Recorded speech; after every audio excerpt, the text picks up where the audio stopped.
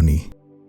Yeah, some people have it, not everyone does. For some, it's second nature. The vast majority of them are still trying to get it. You might look at money and see nothing more than figures, spreadsheets, and calculations. Alternately, a problem requires an equation. However, distant from calculators, at dinner tables, while golfing or clubbing, the actual decisions are made regarding money. Yes, financial decisions. All this is driven by one's history, ego, pride, and fears. Money is a ballet between human emotion and the impersonal math that spreadsheets provide. Humans are complex beings, and achieving financial success is difficult. Join Erick, a seasoned CPA, a personal and business coach with close to 2 decades of experience in development finance, as he delves into the key concepts from Morgan Housel's book, The Psychology of Money. The book explores the complex interplay between human emotions and financial decisions, emphasizing that financial success is more about mindset than numbers. Key points covered include the influence of generational experiences on financial attitudes, the distinction between wealth and richness, the power of compounding demonstrated by Warren Buffett's success, the allure of pessimism,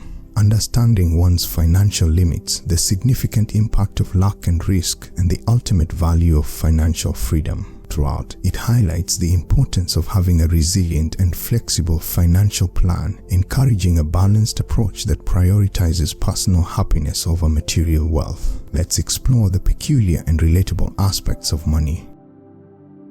1. No one's crazy. The financial genome. Our parents' wages and occupations vary. We hail from various generations, diverse backgrounds, originating from different economic systems and residing in different parts of the globe. Within contexts that provide diverse motivations and possibilities, each of us has a unique attitude toward money. Consider inflation and the stock market as examples. During the teen years of those born in 1970, the S&P 500 increased by nearly 10. Most of the 20s had an optimistic outlook on the stock market and a more substantial investment propensity. The stock market's lackluster performance during the teen and young adult years of people born in 1950 caused them to have a dim opinion of the market and are less likely to put money into it. Those born in the 60s had steep inflation in their 20s and teens, which led to a more critical understanding of inflation and its consequences. The lifetime inflation rate for people born in 1990 was modest, leading to a lesser degree of worry and understanding of its consequences. How a person's early years were impacted by inflation and the stock market influences how they think about money and act while making investments. In every case involving money, people use the knowledge they have at their disposal to explain, both at that precise moment and in their internalized worldview, which has been handed down from both their parents and their own experiences throughout their lives. They may act erratically, be ignorant, or make poor choices, yet they always felt right then and there and fit nicely with their narrative regarding money. People do some crazy things, says Housel, but no one is crazy. There is no best approach to handling one's finances because we all have different perspectives. Our worldviews and personal life experiences inform our financial decisions. 2. Real wealth versus being rich. Knowing the distinction between affluence and richness is crucial. Concerns one's present income and possessions, whereas wealth refers to one's financial resources that have not been utilized yet. Real riches lie in the unseen, not in the visible. True wealth isn't what you see but what you don't. Everyone thinks a Lamborghini driver must be rich, but looks can be deceiving. The truth is that many people make ends meet by living beyond their means and paying for their lavish ways of living. Accumulating wealth is not measured by material possessions like vehicles, diamond rings, or residences. It is determined by the financial assets you have yet to spend. Achieving financial success requires self-discipline. You have a higher total since you turned down diamonds, watches, and first-class upgrades. The secret to financial success lies in not succumbing to the belief that more money equals more spending. Genuine riches are challenging to come by and more difficult to mimic. Being wealthy requires saving and investing a portion of one's income. The only way to be wealthy is not to spend the money that you do have.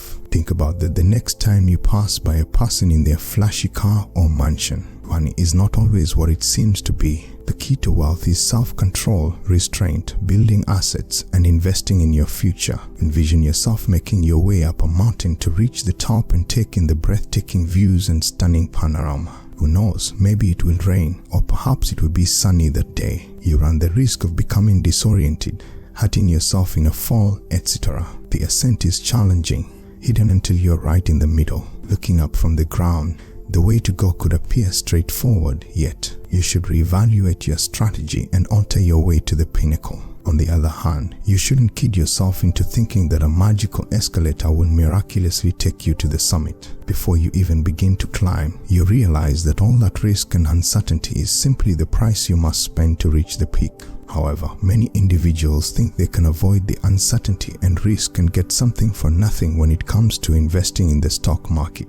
According to Housel, a new car is a good analogy for the stock market. You can choose between 3 different ways to get a vehicle. A new car, a second-hand one, or even a stolen one are all viable options. Though more expensive, the new car offers better value. Aiming for a 12% return on investment in the stock market is analogous to buying a new car. Used cars are less expensive but don't deliver as much value. Even though it only returns 4% annually, buying a second-hand automobile is safer. Stealing a car is like trying to get something for nothing. Since the risks exceed the rewards, most people would think twice about stealing one. However, most individuals believe that option 3 works every time in the stock market. They employ a wide variety of tactics to earn high profits from the market without spending any money. Make an effort to sell before prices fall or buy before prices rise. For example, let's say you plan to invest for 30 years and aim to achieve an 11% return per year.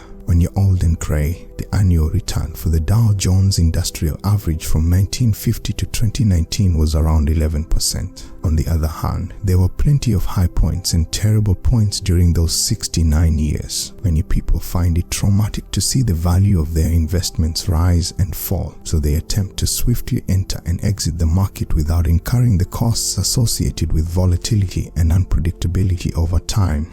It would be like trying to steal a vehicle. When you invest, there is a cost beyond just money. It is the cost of accepting these feelings that might be induced by uncertainty, dread, and risks. It is critical to understand that there is a cost associated with successful investing. You will have to pay this fee, which is not immediately apparent, just like you would for everything else. You must persuade yourself that the market cost is worthwhile, like an entrance fee.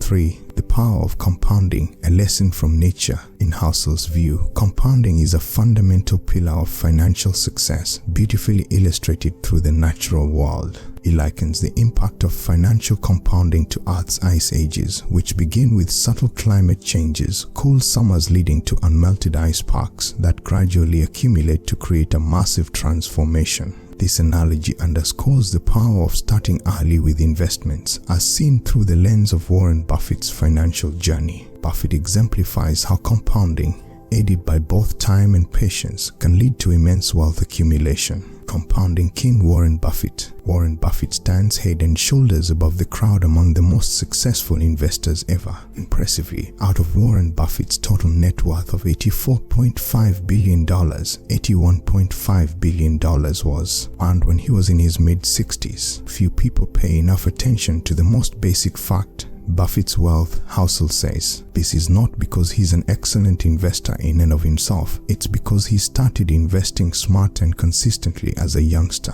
Buffett was able to tap into the magic of investing when he was just 10 years old, harnessing the power of compounding. Compounding principle. Interest on a compounded investment grows with time thanks to both the initial investment and the interest earned in addition to the initial investment. Many of us fail to recognize the high returns on investment levels because of the paradoxical character of compounding. Nevertheless, with compounding, your earnings can increase in the long run. With a net worth of $1 million by the time he was 30 years old, Warren Buffett started investing seriously at age 10. What if, in this parallel universe, Warren Buffett acted more like the average young person? Guys in their 20s blew through their early savings on vacations and fancy automobiles. A solid financial foundation is the key to Warren Buffett's success. At the beginning of his investing career and throughout his life, his expertise is in investment, but he attributes his success to the force of compounding and the passage of time.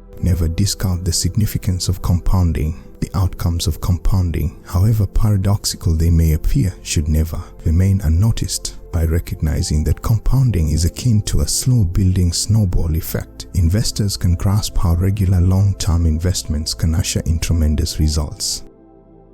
Through money and pessimism. Pessimism's seduction is a theme Housel explores in The Seduction of Pessimism. He observes that audiences often favor pessimistic narratives, finding them more intellectually enticing than optimistic ones. This bias is troubling, as it overlooks optimism's nuances, which rest not on blind faith in positive outcomes but on the belief in gradual, long-term improvements. He highlights Japan's post-World War II recovery as a testament to optimistic foresight often overshadowed by the proximity of catastrophic predictions. Our tendency to dwell on negative news stories predisposes us to react more to financial crises rather than celebrating relatively silent successes in improvements like health outcomes. This imbalance suggests that while financial hardship impacts everyone, a systemic view can offer more hope than the individualized health issue perspective. To be optimistic is to think that, over time, the chances of a positive result are increasing even when faced with obstacles. But when it pertains to monetary matters, we all tend to go towards the disillusionment that we deeply cherish. But as I look back, I see that things have improved. Then why do we choose to embrace pessimism instead of optimism? Good things don't just appear out of nowhere, they require patience and persistence. For several reasons, money tends to elicit gloomy attitudes. To begin, let us all acknowledge that money is an essential factor. People tend to pay closer attention when they hear negative news regarding the economy. For instance, people are likely to pay notice if the stock market drops 40% in 6 months straight away, and the government might end up becoming involved. A 140% increase over 6 years may be difficult to notice due to its gradual nature. Keep in mind that things usually get better with time. 5. Is it enough? In Never Enough, the author emphasizes recognizing personal wealth limits and valuing non-material aspects of life. Realize when you've had enough. Learn what the hedonic treadmill is and how hedonic adaptation works. The goalpost advances by 1 unit for each goal scored. Barney Madoff and Gupta's downfalls are all it takes. Both men had previously amassed vast fortunes and were filthy rich. However, turning to criminal activity would have meant that no money could ever have been compensated to increase their wealth. Having no idea when you've had enough of material success and prosperity is as if attempting to ascend an endless staircase, and no matter how far you go, there's always more to climb and the chase never ends. It can take over one's life to the point of unhappiness. 6. 2 things people have forgotten. A tale. Roughly 300 million people were of school age over the globe in 1968, and out of that total, Lakeside was a tiny school in Seattle that had 300 kids. At the time, Lakeside was the sole high school on the planet that employed a professor, thinking ahead and renting a teletype Model 30 computer. Compared to other computers of its time, this one was state-of-the-art. Even graduate students did not have access to such a computer. Everything would shift for one fortunate Lakeside kid if this happened to them. Bill Gates happened to be that kid. If you were a high school student in 1968, your odds of having a computer on hand were down from 300 million to 300. Microsoft was co-founded by Bill Gates and Paul Allen, 2 Gates classmates. Gates showed extraordinary intelligence, perseverance, and a vision for machines as early as his teenage years in a way no one else could. But attending Lakeside also offered him an unparalleled edge over the competition, a 1-in-a-million competitive advantage and head start. In 2005, Gates said if there had been no Lakeside, there would have been no Microsoft. Among the early Microsoft stories less discussed members was a third gang member of high school computing prodigies. His name is Kent Evans, intelligent and visionary. Along with Bill Gates and Paul Allen, Kent may have been a co-founder of Microsoft. Nonetheless, that is entirely unrealistic. Before his high school graduation, Kent tragically passed away in a mountaineering accident. There is a roughly 1 in 10 chance that a high school student may die in a climbing mishap. Not even close, akin to how Bill Gates and Paul Allen's unprecedented good fortune would lead them to tremendous achievement. Tent Evans would have the extraordinary opportunity to meet what Housel refers to as risk, a close relative of luck. The writer shares another story on Two Tales. An American named Heinz Berggruen, who escaped Nazi Germany, became one of the most prosperous art dealers in history. Famous artists' works like Picasso, Klee, Matisse, and many more pieces were in his enormous collection. A portion of his collection was auctioned in 2000 for more than 100 million euros. How did he manage to amass such a remarkable collection of art? Was he lucky or skilled? Research firm Horizon claims that wealthy investors amass enormous art collections and keep stuck to them for quite some time. Then they sit tight and hope some of those paintings will go viral and fetch a fortune, even though most of the artwork they purchased was of little value. However, the key is not always to be correct, but to have a diverse portfolio and watching to see who comes out on top. Probably the vast majority, perhaps 99% of the pieces that an artist of Berggruen's caliber acquires throughout his lifetime prove to have little value. It makes little difference if he is incorrect most of the time.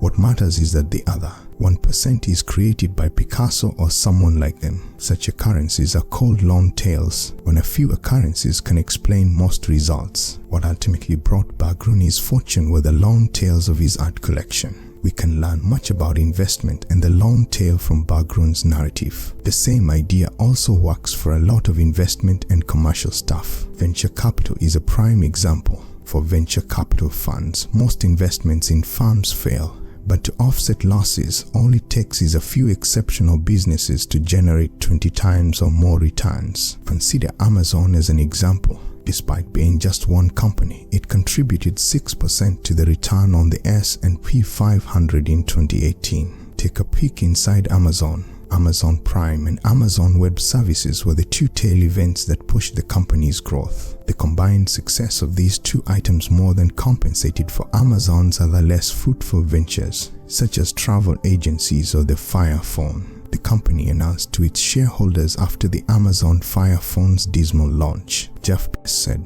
"Just when you thought that was a significant setback, we're tackling even more monumental ones. The Fire Phone will appear tiny in comparison to some of them." While developing most goods, Bezos knows it's okay to make mistakes and fail if it helps the process of producing the game-changing 1% tail event products. Seeing merely the final results obscures and often confuses tail events and omits the setbacks that preceded them. Housel cites a real-life stand-up comedian in the book. As you watch the Netflix special, you can't help but think, wow, this comedian is hilarious, is incredible. You aren't seeing the comedian's unsuccessful attempts at jokes across the nation in intimate venues before performing the special. The Netflix special is a compilation of all the jokes about tailgating that made it into the top 1%. When you find it funny, 99% of the jokes were probably only passable. Just okay. Although long tails are standard in the investment world, most of us disregard them.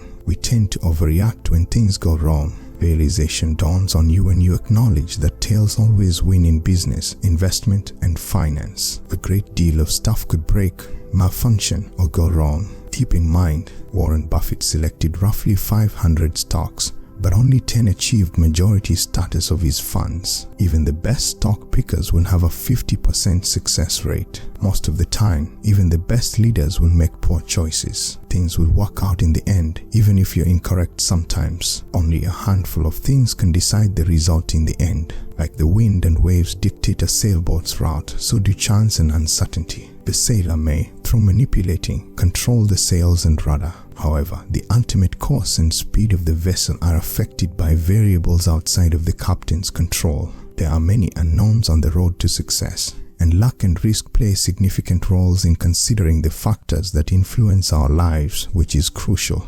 Understanding that success requires a multifaceted approach that considers one's natural abilities and luck. It can teach us to be more modest and objective while making financial decisions. 7. Unlocking the path to joy, the meaning of financial freedom. Many believe that increasing their financial status will bring them greater happiness, while Housel argues that the essential, of having the freedom to do what makes you happy when you want, with the people you want, for however long you desire. Many people have worked harder and sacrificed more in their pursuit of monetary prosperity, and even if they are wealthier than previously, they still lack control over their time. On the other hand, research shows that being in charge of your own life is the best indicator of contentment with life rather than material possessions, social status, or income. The greatest return on investment is mastery of one's time. Focusing on financial gain at the expense of time is like trying to fill a leaky bucket. Leakage will persist regardless of the amount of water added. The same holds for material wealth. If you don't invest in yourself, it will never buy you true contentment if you don't have control over your time and cannot enjoy the rewards of your hard work.